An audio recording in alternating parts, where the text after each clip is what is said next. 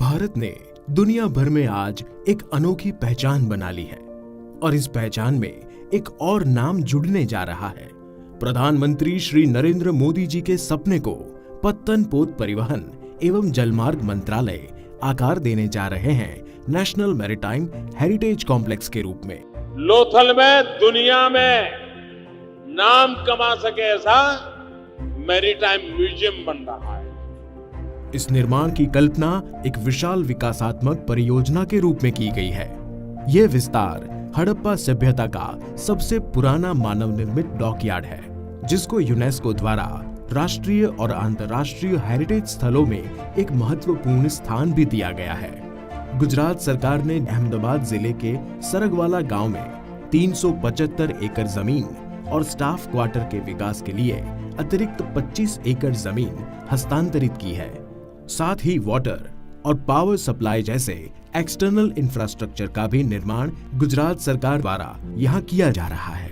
एनएमएचसी के निर्माण को 3 चरणों में विभाजित किया है, जिसमें से पहले चरण की शुरुआत जोरों शोरों से हो चुकी है, जिस पर उल्लेखनीय मैरीटाइम म्यूजियम आकार ले रहा है।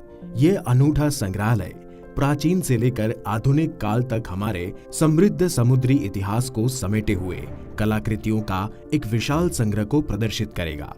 नेशनल मैरीटाइम म्यूजियम के चरण 1A में प्रथम भाग में कुल 5 गैलरी शामिल है और एक नेवी गैलरी, जिसका निर्माण खुद भारतीय नौसेना द्वारा किया जाएगा, जिसके अंदर कई सारे आकर्षण होंगे। पर सबसे खास बात यह है कि यहाँ आने वाले पर्यटक समय चक्र के उस पार जाकर 1971 के नौसेना युद्ध का हिस्सा बन सकते हैं, जब भारत ने पाकिस्तान के सामने जीत का तिरंगा लहराया था। Operation Python, operation Trident, operation beaver और ऑपरेशन अल्फा एक्स विजुअल और ग्राफिक्स के माध्यम से मुलाकातियों के सामने दर्शाया जाएगा और उसका रोमांचक शूटिंग एक्सपीरियंस भी लोगों को करवाया जाएगा। इसके अलावा भी इस फेज में लोथल टाउन का मिनी कंस्ट्रक्शन और वाटर टैंक में ओपन एक्वाटिक गैलरी बनाई जाएगी। ये गैलरी दुनिया की सबसे बड़ी एक्वाटिक गैलरी होगी, जिसमें इंडियन माइथोलॉजी और समुद्री नजारों को दर्शाया जाएगा। चरण 1B में 8 गैलरीज और लाइट हाउस संग्रहालय शामिल है, जो दुनिया का सबसे ऊंचा लाइट हाउस संग्रहालय होगा। इसके साथ यहाँ 5D डोम ऑडिटोरियम, बगीचा कॉम्प्लेक्स जिसमें एलिवेटेड ड्रॉप ऑफ और पार्किंग होगा, और नेचर कंजर्वेशन पार्क जैसी कई सारी चीजें होंगी। म्यूजियम निर्माण के दूसरे चरण में तटीय राज्यों के पेविलियंस का निर्माण शामिल होगा। उसके अलावा लोथल शहर म्यूजियोटल और मैरीटाइम थीम इको रिजॉर्ट सहित आतिथ्य क्षेत्र, समुद्री और नौसेना थीम पार्क, जलवायु परिवर्तन थीम पार्क, स्मारक पार्क एवं मनोरंजन पार्क जैसे कई सारे आकर्षण होंगे। दीर्घ दृष्टि से निर्माण किए गए ये म्यूजियम में प्रतिदिन लगभग 25,000 पर्यटकों के आने की अपेक्षा है।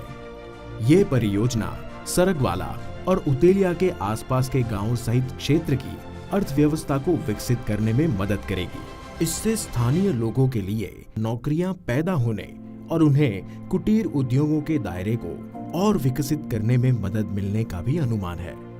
अब हमारा इतिहास दुनिया देखेगी, हमारी संस्कृति पूरे विश्व तक फैलेगी, क्योंकि सिर्फ हमारी मिट्टी में ही नहीं, हमारे समुंदरों में भी कहानियां हैं, जो आज भारत सबको सुनाने जा रहा है।